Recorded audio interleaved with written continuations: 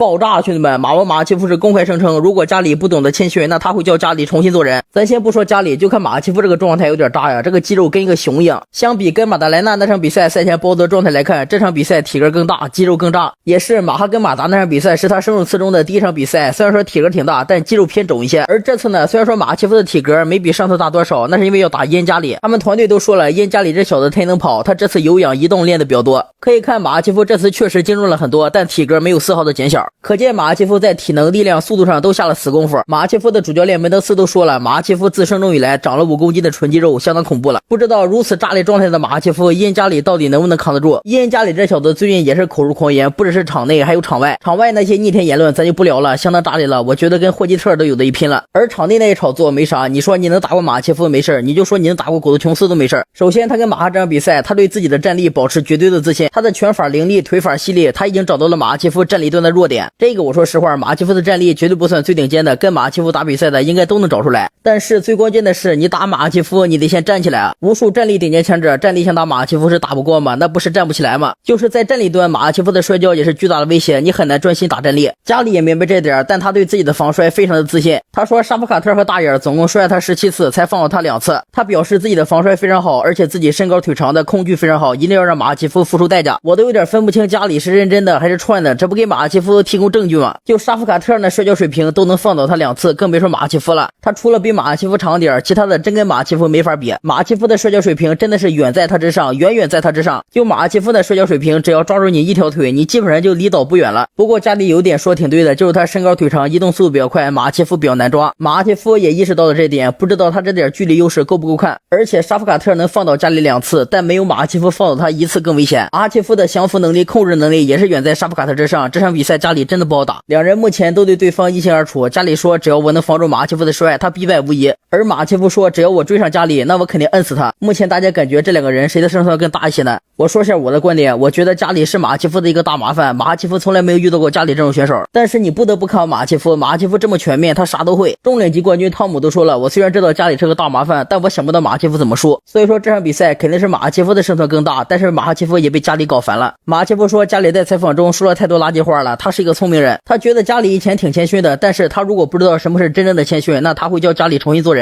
最后马奇夫说了，次中是一个非常卷的量级，这个量级有身体怪兽，有技术大师，还有全面的战士，他渴望与这些强者交手，他要继续加油，保持专注。像马奇夫这种拥有无敌道心的超级强者真的不多见了，希望他能继续赢下去。